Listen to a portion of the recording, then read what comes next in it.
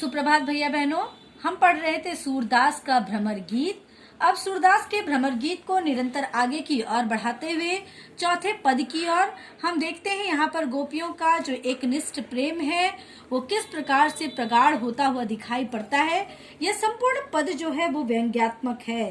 संपूर्ण पद व्यंग्यात्मक होते हुए जहाँ गोपियों ने दोनों पर व्यंग किया है, एक और जहां उन्होंने भगवान श्री कृष्ण पर व्यंग किया है, वहीं दूसरी और उन्होंने उद्धव जी पर भी व्यंग किया है। और व्यंग करती हुई कहती हैं कि ये योग संदेश जो है महज एक क्या है, छलावा है, धोखा है। वे उन सभी लोगों पर वास्तव में व्यंग करती हैं जो प्रेम को ठीक से निभाते नहीं हैं। वह कहती हैं इस पद के माध्यम से कि प्रेम तो प्रेम के ही ढंग से होना चाहिए। प्रेमी को तो सिर्फ प्रेम से ही क्या किया जा सकता है, तृप्त किया जा सकता है, कि ना कि कोई योग संदेश के द्वारा उसकी तृप्ति की जा सकती है।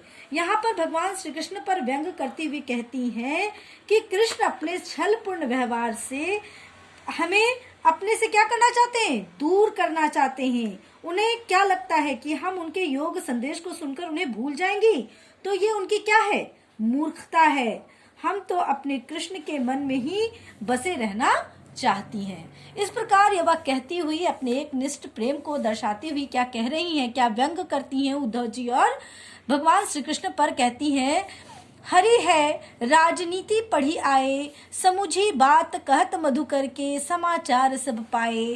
एक अति चतुर होती है पहले ही, अब गुरु ग्रंथ पढ़ाए, बड़ी बुद्धि जानी जो उनकी, जोग संदेश पढ़ाए। उद्धव भले लोग आगे के पर हित डोलत धाये, अब अपने मन फेर पाहिए, चलत जू होते चुराए। ते क्यों अनीति करे आपुन, जे और अनीति छुड़ाए, राज धर्म तो यही, सुर जो प्रजा न जाहि सुनाए सताए। अब क्या कहती हैं, आगे गोपियां कहती हैं, हे उद्धव, लगता है भगवान श्री कृष्ण क्या पढ़कर आ गए हैं। हरि हरि किसके लिए कहा गया है, भगवान श्री कृष्ण के लिए, भगवान श्री कृष्ण के लिए। वो कहती हैं कि लगता है श्री कृष्ण क्या पढ़कर आए हैं, राजनीति पढ़कर आए हैं। राजनीति में क्या होता है, छल, प्रपंच, धोखा।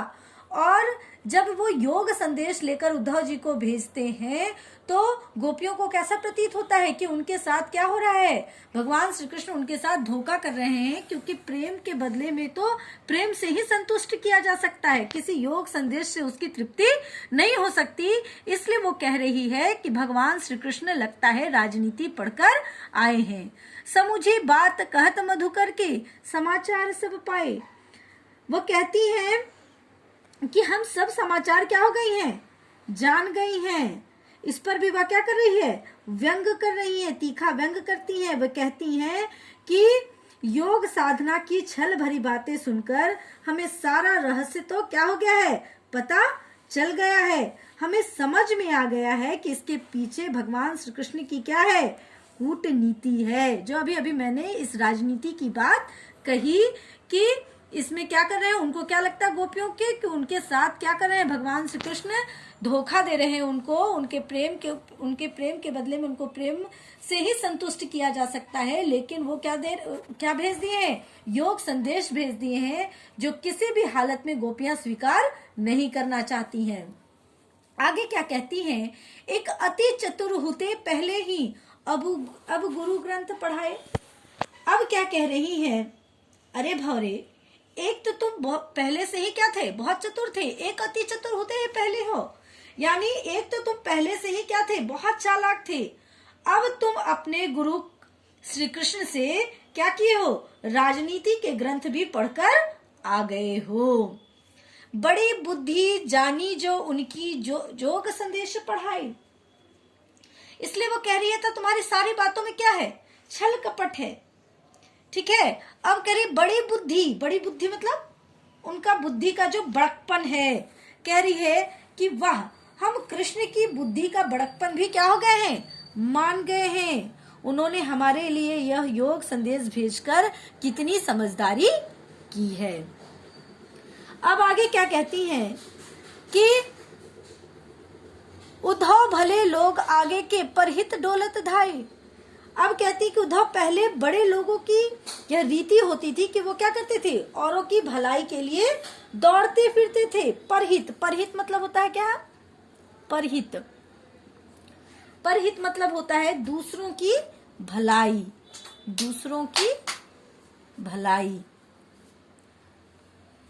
तो वो क्या कहती हैं कि पहले जो थे वो क्या करते थे, दूसरों की भलाई के लिए कार्य करते थे। राजा का धर्म क्या है कि प्रजा को क्या करना, खुश करना, ठीक है।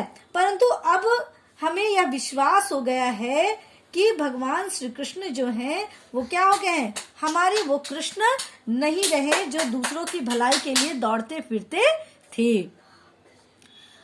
अब अपने मन फेर पाइए, चलत जो होते चुराए। अब क्या कहती हैं, चलो कम से कम अब हमारा मन तो वापस मिल जाएगा। क्या कह रही है, जिसे भगवान श्री कृष्ण ने क्या कर लिया है, चुरा लिया है। अब अपने मन फेर पाइए, चलत जो होते चुराए।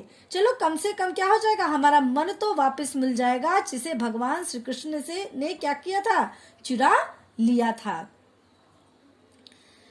फिर कहती हैं, ते क्यों अनीति करे आपुन, जे और अनीति छुड़ावे।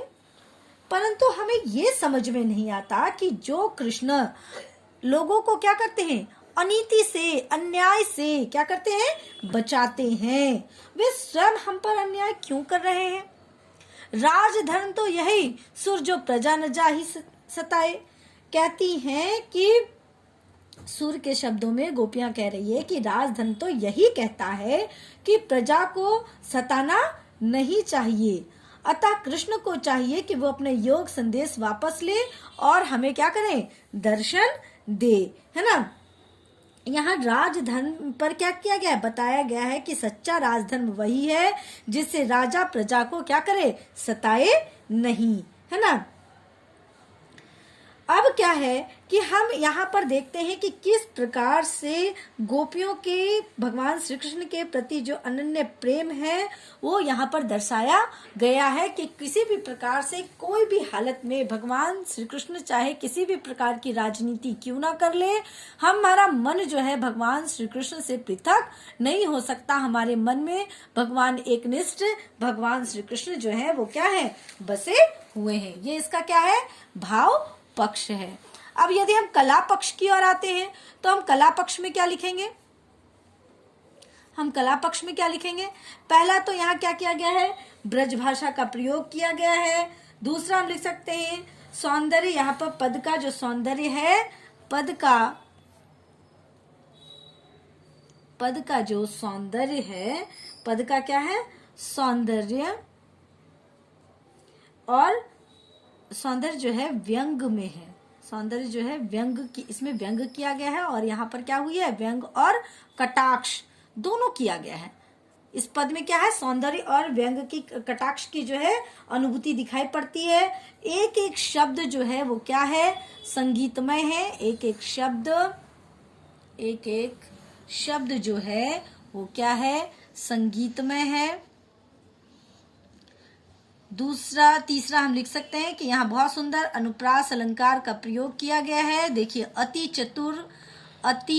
चतुर में क्या है, तो की आवृत्ति हुई है, इसलिए यहाँ पर क्या है, अनुप्रास अलंकार है। फिर देखिए यहाँ समाचार सब, चौथा में देखिए समाचार सब में क्या है, अनुप्रास अलंकार है। इस प्रकार ये संपूर्ण पद में हम क्या देखते हैं कि किस प्रकार से गोपियों ने अपने एकनिष्ठ, अपने वाक्य चातुर्य के माध्यम से अपने एकनिष्ठ प्रेम को यहाँ पर क्या करती है, दर्शाती है। इस प्रकार हमारा सूरदास का ये भ्रमर गीत जो है यहीं पर समाप्त होता है। धन्यवाद।